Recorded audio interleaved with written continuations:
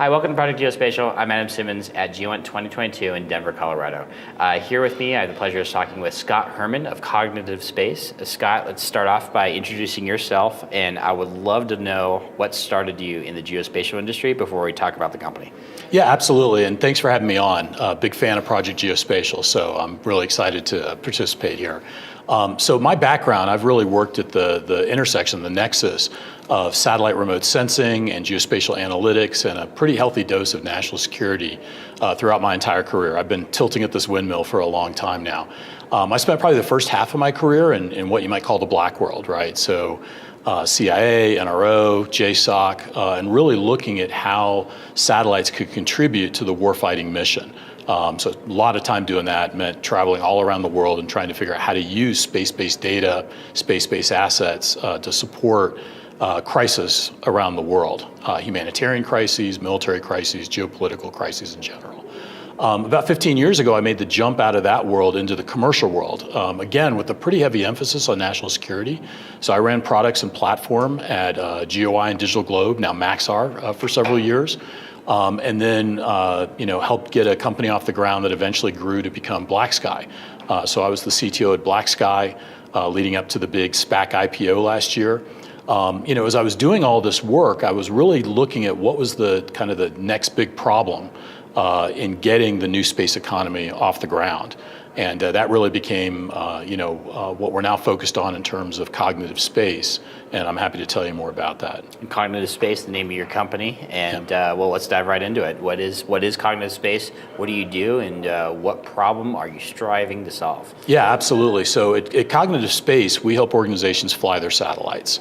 And we do that by bringing the power of artificial intelligence to the world of mission management, collection planning, order management, comms link coordination, basically acting as almost an ERP, right, an enterprise resource planning system for organizations that want to fly satellites or build companies. We interface with lower level mission control, but we're really focused on how do you put the satellites to work? How do you task satellites? How do you make decisions? How do you optimize the results? And we really do that by looking at three different problems. We look at future forecasting. So if you're going to build out a satellite constellation, what kind of capacity will it have over time? What orbits, what launch schedules, what technical capabilities will kind of service those customers? Another aspect of what we're doing is we focus on kind of operational capability. How do you fly your satellites on almost a minute-by-minute basis? How do you do that autonomously, lights off? And how do you do that with a dynamically changing and very competitive task order deck? So that's an important thing too. The third thing we do is orchestration.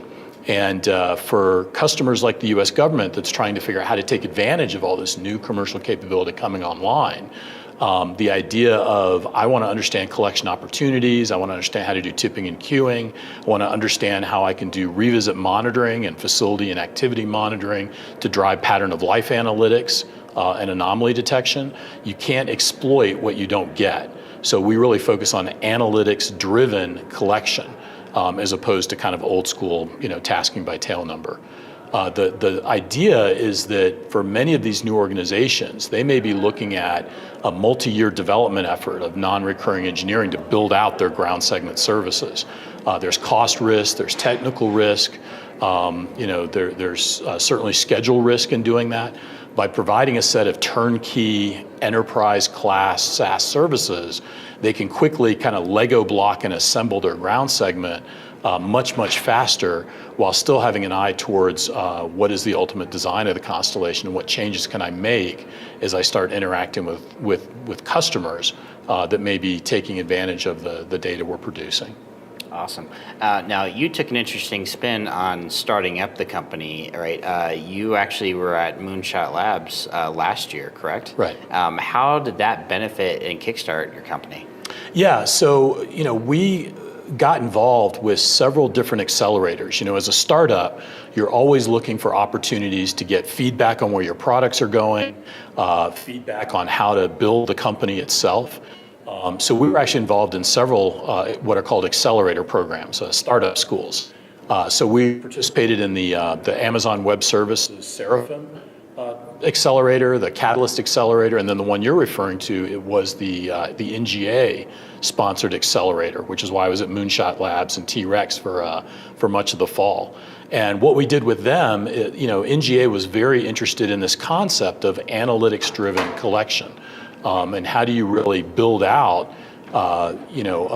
collection and revisit, and how do you take advantage of all these new satellites that are coming online, and use that to drive kind of a next generation of analytics. So that was kind of the premise of us getting accepted into the accelerator. And then during the accelerator, while we were working at Moonshot, we actually built a pilot program, pretty interesting scenario where we took an underserved community, in this case kind of Southcom and Chinese economic monitoring, two areas that don't get a lot of love from the satellite community. And we said, what is this going to look like if we start bringing some of these new constellations to bear? And so we looked at a problem of precious metal mining and extraction. The Chinese are making a lot of investments into lithium, for example, up and down the Andean Altiplano. So we came up with about 75 different facilities, mines and extraction ponds, things like that we wanted to monitor. And then we applied these new constellations against them and said, crystal ball, what's the world going to look like, 1 year out, 3 years out, 5 years out? What's that going to do to the level of monitoring I can do against this large number of facilities? What's the pattern of life analytics going to be driven from that?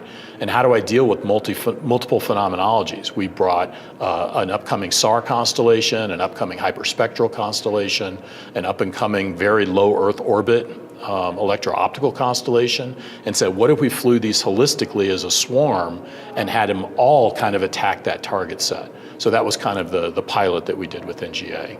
Excellent. Now, you're into year 2 with the company, or year 3? It's actually closer to year 3. Year 3. Yeah, the company was founded, and the initial prototype was built, and then landed what's called an SBIR, a small business independent research contract, and that kind of got the company off the ground. At the time, I was still CTO at BlackSky, but I caught wind of what this little group out of Houston was trying to do, and actually became a Techstars mentor to them as they went through the Techstars program. I then came on to the advisory board for the company, and they eventually invited me in to kind of take on the CEO role and help them grow the company, which I did about a year or so ago. So since then, we've gone through several new customer contracts. We have several government SBIR contracts. We just won a TACFI contract as well. We also have landed several commercial accounts. These are companies that are building their own satellite constellations. And we successfully closed about $5.5 million in seed funding in 2021. So we're really well positioned for the future at this point. Oh, congratulations. Thanks. So what is next for Cognitive Space? Obviously, you've had a long strive of successes here the last couple of years. But what's your plan to scale up and bring even more on board? Who are you targeting for all this? Well, I would say we have a pretty grand vision, right? If you look out 10 years and where do we want to be, right? Part of our ambition is really to be able to orchestrate what we call intelligent machines. Those intelligent machines could be satellites, but they could also be drones. They could be all kinds of taskable sensors or taskable machines. Anything that requires kind of this orchestration, this coordination, where you're telling the intelligent machines what to do, and you're doing that in a aerospace or geospatial context.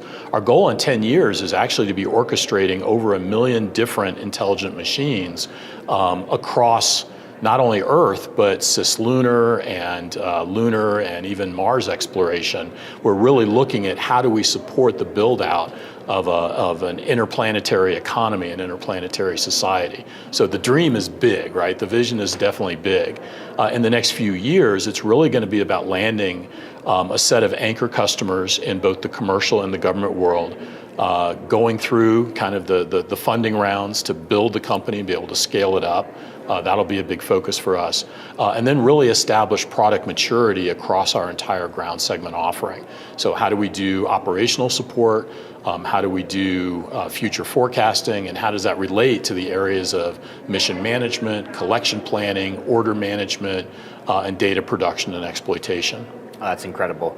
I'm going to wrap up with one more question for Yeah. you. I want to take it full circle to the GEOINT Symposium for a minute and Yeah. get some thought leadership out of you about the trends that are happening at conferences like this.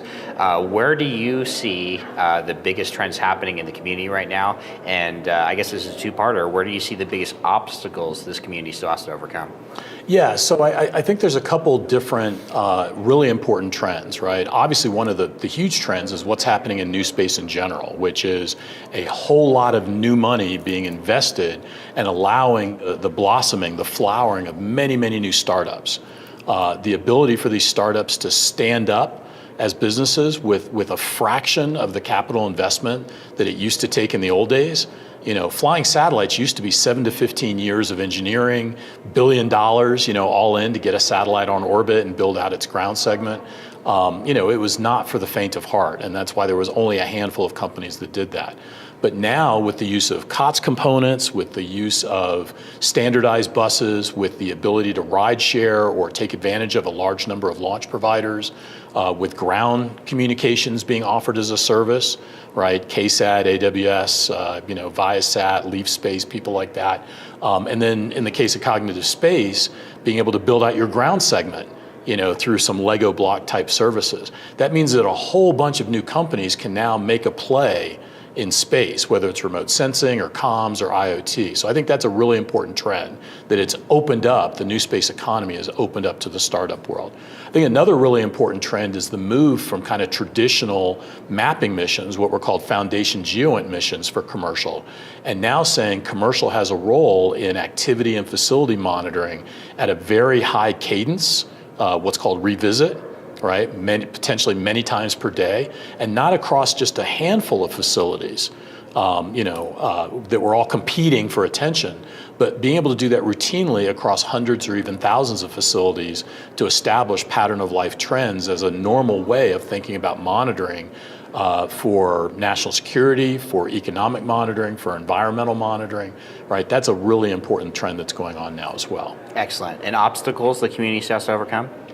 So it's still, even though it's gotten a lot cheaper, it's still really hard, right? And we kind of joke, we say space is hard, cognitive space makes it easier, but it's still quite a challenge, right? I think the barriers to entry have gotten a lot lower.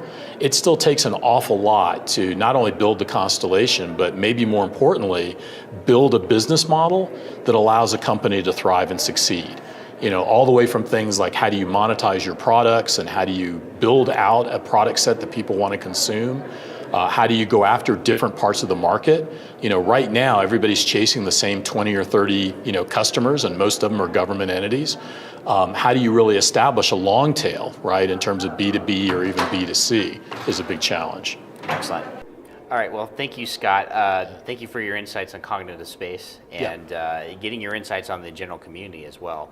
I think this is an amazing discussion to learn more about your company and, about the amazing trends that you are working to, innovate and change and make a difference within the defense community as a whole. Yeah. So thank you for attending, and thank you for Absolutely. talking with us. And I'm Adam Smith with Project Geospatial. We'll talk to you next time. All right.